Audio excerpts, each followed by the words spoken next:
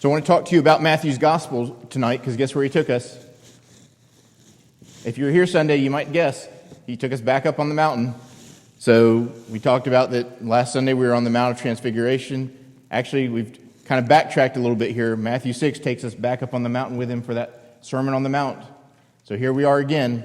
He's teaching us about what righteousness is all about. Tonight, the issue here is not what we should do, what we need to do. Jesus doesn't teach the people how they're supposed, or what to do to demonstrate their piety. If you look, he doesn't say you should give alms. He doesn't say you should pray. He doesn't say you should fast. It's assumed that this is what folks who are pursuing righteousness are already doing. He tells them instead, when you fast, when you give alms, when you pray. You see, Jesus isn't so concerned with them doing these things. He knows this is what folks are already doing. Instead, what he's concerned with is how we do them, and really why we do these things. He uses a word here a lot. It's a word that maybe even strikes a little bit hard in our ears because of our understanding of it. He talks about the hypocrites. And there's no real nice way to describe somebody as a hypocrite, is there? Hypocrite's a word that has evolved over time. By the time Jesus uses it, it has a very different meaning than its original intention. Originally, the hypocrite, as we know them, were the actors in Greek theatrical performances. And so, as we often associate with theater, we know those masks, kind of like the ones that are depicted on your bulletins tonight, the mask of comedy and of tragedy. Those are really the Greek mask that the hypocrite would have worn. It was a mask that was meant to help shield their own identity and instead take on the identity of someone else. But over time, being hypocrite came to mean something not totally dissimilar. Instead, it was about people who would wear masks in public. They would behave one way in front of other folks and another in private. And it is against that temptation to become a hypocrite that Jesus is warning us tonight. So he tells us we have this opportunity to give alms. By the way, you may think, well, I don't give alms. I haven't heard that since the last time I watched an old Robin Hood movie. Giving alms means showing mercy. So to extend that, while we may not think about almsgiving, it does apply to us. When we show mercy, we should not do it as the hypocrites do. Those folks who wear the mask of piety in order to heap up praise not for their Lord, but for themselves. He says, when you give alms, when you show mercy, you should remember to do so as inconspicuously as possible. When the hypocrite prays, they put on a mask that causes everyone to turn and give them attention. It's all about drawing the focus to them. The irony is not lost on me that as I say that, all of you are sitting and directed toward me. You want us to take face that way? Well, I understand, and I think it's a good point for us to be cautious about tonight, though. Jesus is not addressing communal worship here. He's not telling us that we shouldn't gather together and pray, that we shouldn't gather our offerings for the communal work of the church. He's not telling us that we shouldn't pray together. What he is... Not to make a big show of it. He is. He's saying don't make a big show of it, because the problem is when we tend to make a big show of things, it's not to make a big show about God. More often than not, we're making a big show about ourselves. Here they talk about, by the way, blowing the horn. I told Bob earlier today, I was really trying to figure out how to rig it up so you guys could hear the shofar. I didn't figure it out, Bob. The shofar was the horn. Actually, I told him I wanted Kara to let me get a shofar and learn, and so I could try to play it for you.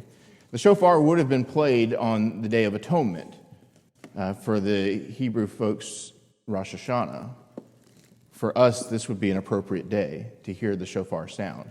Our scriptures tell us, sound the horn. So the question is, should we or shouldn't we? Yes, we should sound that shofar that calls the solemn assembly.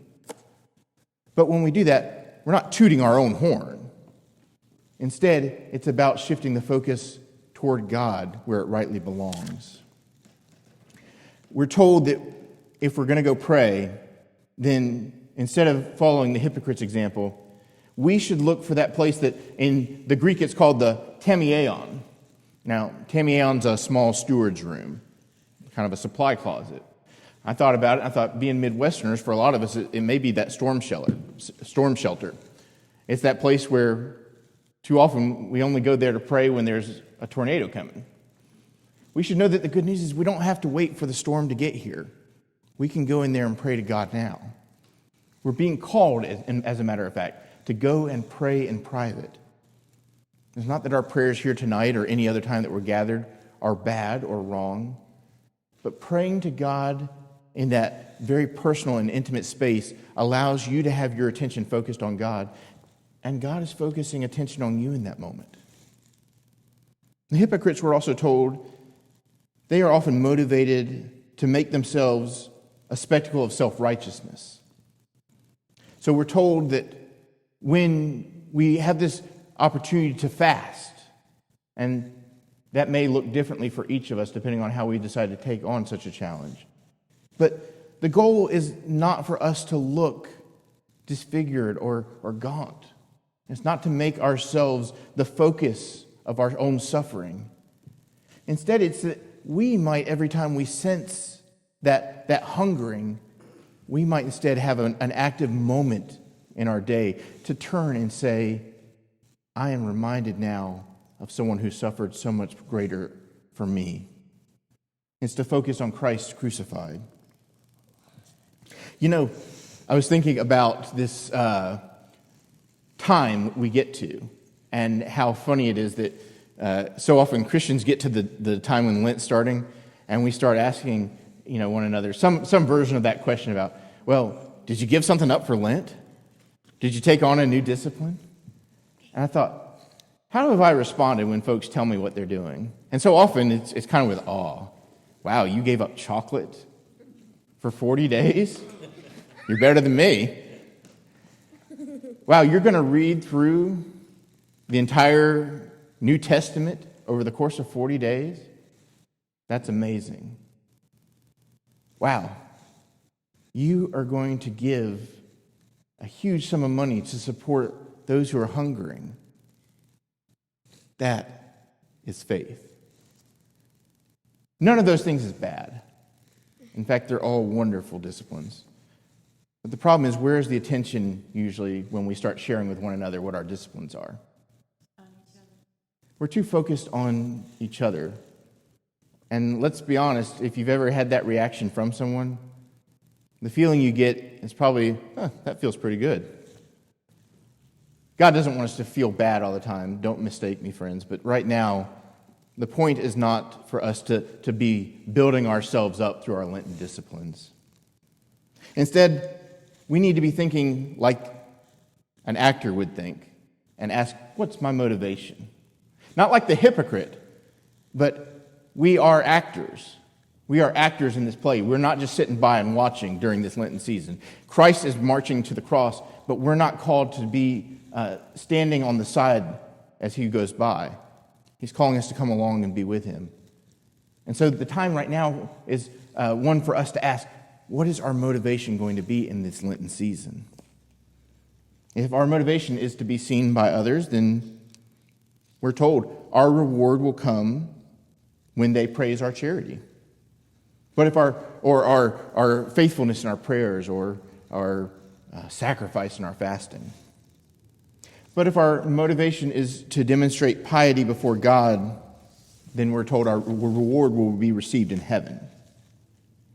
Now, the truth is, it's not about whether or not we should be doing these things, but it's about us being willing to ask why we're doing them. That's a question that we're going to need to ask ourselves, not just so that we can hear an invitation to, for instance, tonight, come forward. But it's a question that we'll need to ask ourselves over and over again. So even as this is an opportunity this evening to respond in faith, it's only one moment. And every day is filled with moments to consider what our motivation is going to be. Now, there are going to continue to be those practices that are a worshipful act, such as imposition of the ashes. And we're going to keep performing those in community together. We'll do that tonight, and we'll do that throughout this season, and we'll do that throughout our lives as Christians together. But there are those moments that it's crucial that we embrace what a blessing it is that God lets us perform our faith in secret. So as we carry out our secret disciplines, I want you to be assured of one thing. The reward that's talked about here tonight is not salvation. Salvation is a great and wonderful gift from God, but it is not a reward because that implies that somehow we've earned it. Friends, we have not. We can't earn salvation through any act of our own. But in this Lenten season, there is good news for us. God has more gifts in store for us beyond the gift of our salvation. The reward, that heavenly gift that we're promised, is relationship. It is connectedness with God. We're already redeemed, and now God is wanting to draw us in closer. Our reward is what is called the kaiosynin. The kaiosyni is righteousness. It is the right relationship with God. It is the relationship that we're going to discover as we continue to perform these disciplines throughout this season and throughout our lives. Because through them, God comes to us, and we are invited to step closer to God. And the hypocrites are going to disguise themselves with masks because they're afraid to let God get a close look. We must stand exposed before our God. And when we do, we place our trust in God. God is going to see our authentic selves. God's going to see us both with our faults and our faith exposed. And God will love us and remember us because God has sent to us Jesus Christ. God not only sought to save us from death, but God also wants to draw closer to us now in this life. So as we proceed throughout this Lenten season, friends, let's continually be motivated in all that we do, not by what others might see or what they might hear out in the open, but by what our God in heaven sees and hears in secret. Hosanna in the highest. Blessed is he who comes in the name of the Lord. Amen.